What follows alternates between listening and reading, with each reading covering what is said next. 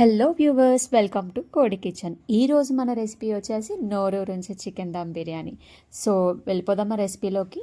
Recipe చూసుకున్నట్టయితే నేను ఇలా ముందుగా చూపించిన మసాలా సరుకులన్నీ పక్కన పెట్టుకొని బాగా మిక్స్ చేసేసి మనం తీసుకున్న చికెన్లోకి పట్టించుకోవాలండి. నేనైతే 1 kg ఆఫ్ చికెన్ తీసుకున్నా అండ్ ప్లేట్లో చూపించిన సరుకులతో మ్యాగ్నేట్ చేసి పక్కన పెట్టేసుకున్నా.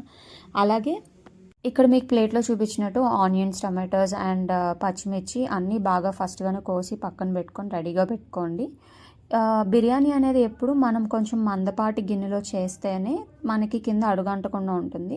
సో ఏవైతే ఆనియన్స్, టమాటోస్ ఉన్నాయో ఇక్కడ నేను ప్రీ హీట్ చేసిన ప్యాన్లోనే కొంచెం ఆయిల్ వేసుకొని ఇవన్నీ ఒకేసారి వేసుకొని నేను బాగా మగ్గనిస్తున్నానండి. దీని తర్వాత ఏదైతే మ్యాగ్నేట్ చేసుకున్న చికెన్ ఉందో అది ఈ ప్యాన్లో వేసుకొని బాగా మిక్స్ చేసుకోండి. కొంచెం ఆయిల్ వేసుకొని, మీకు ఆయిల్ సరిపోతే కొంచెం ఆయిల్ వేసుకొని మిక్స్ చేసుకొని మూత పెట్టుకొని మధ్య మధ్యలో ఇలా కలుపుతూ ఉండాలండి. వన్స్ కలిపిన తర్వాత ఏదైతే ముందుగా తీసి పెట్టుకున్నామో కొత్తిమీర, పుదీనా అనేది దీంట్లో వేసేసుకొని మళ్ళీ మూత పెట్టేసి మధ్య మధ్యలో ఇలా మిక్స్ చేస్తే మీకు ఫ్లేవర్ఫుల్గా ఉంటుంది. ఇదంతా లో టు మీడియం ఫ్లేమ్లోనే మనము ముక్కలను కూడా బాగా ఇలా మగ్గనిచ్చుకోవాలండి. ఇదంతా కాసేపు ఇలా సన్నమంటతో మగ్గనిస్తూ ఉండగా మనం పక్కనే ఇంకొక ప్యాన్ పెట్టుకొని బిర్యానీ రైస్ కోసం అంతా ప్రిపేర్ చేసుకుందాం.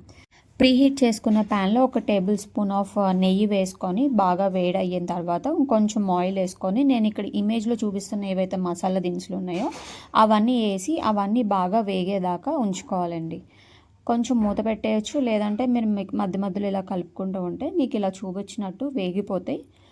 ఇప్పుడు రైస్ ప్రిపరేషన్ కోసం 1:2 రేషియోలో వాటర్ తీసుకోవాలని, అంటే నేను 1 గ్లాస్ ఆఫ్ రైస్ తీసుకుంటే 2 గ్లాసెస్ ఆఫ్ వాటర్ తీసుకొని దాన్ని ముందుగానే ప్రీహీట్ చేసుకోవాలి. అంటే బాగా వాటర్ అనేది మరగనివ్వాలండి.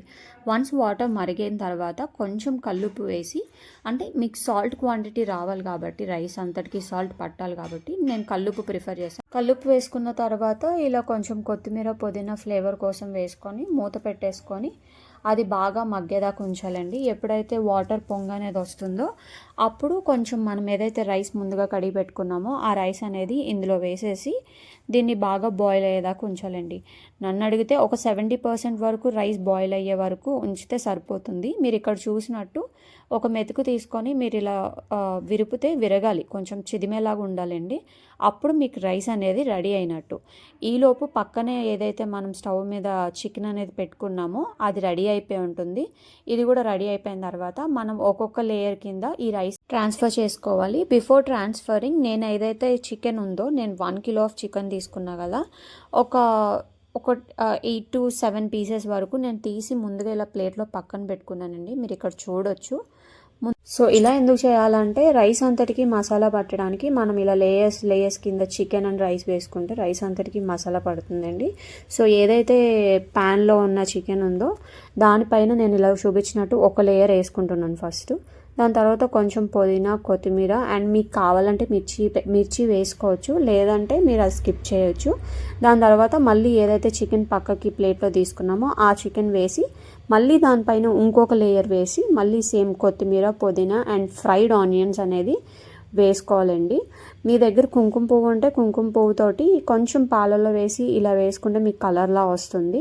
నా దగ్గర కుంకుమ పువ్వుతో ఉంది కాబట్టి నేను కుంకుమ పువ్వుతో కొంచెం అన్నీ యాడ్ చేసిన తర్వాత మీరు ఇలా మూత పెట్టేసుకొని దానిపైన ఏదైనా బరువు పెట్టండి, లేదంటే ఆవిరి బయటకు రాకుండా మీరు ఏదైనా క్లాత్తో ఇలా చుట్టేసుకోవచ్చు. సో నేనైతే బరువు పెట్టేసి ఒక లో ఫ్లేమ్లో 20 to 30 minutes దాన్ని అలా పక్కన వదిలేస్తే దమ్ అయిపోతుందండి. వన్స్ 30 minutes తర్వాత ఇలా చూసినట్టయితే నాకు దమ్ అయిపోయింది. మీకు దమ్ అయిపోయే ముందు చాలా మంచి స్మెల్ అనేది వచ్చేస్తుందండి. స్మెల్ బట్టి మనం చెప్పేయచ్చు మన రైస్ దమ్ అయిపోయిందా లేదని.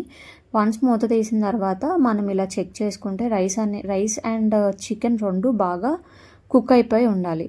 అంతేనండి, మన బిర్యానీ రెడీ అయిపోయింది. సో వెంటనే ప్లేట్లోకి సర్వ్ చేసుకొని ఇంకా తినేయడమే. నాకైతే అస్సలు ఆగట్లేదు. మీరు కూడా ఇలా మన కోడి కిచెన్ స్టైల్లో బిర్యానీ తినాలంటే వెంటనే ఈ రెసిపీ ట్రై చేసేయండి. సో మళ్ళీ నెక్స్ట్ వీడియోలో కలుద్దాం. Don't forget to like, share and subscribe.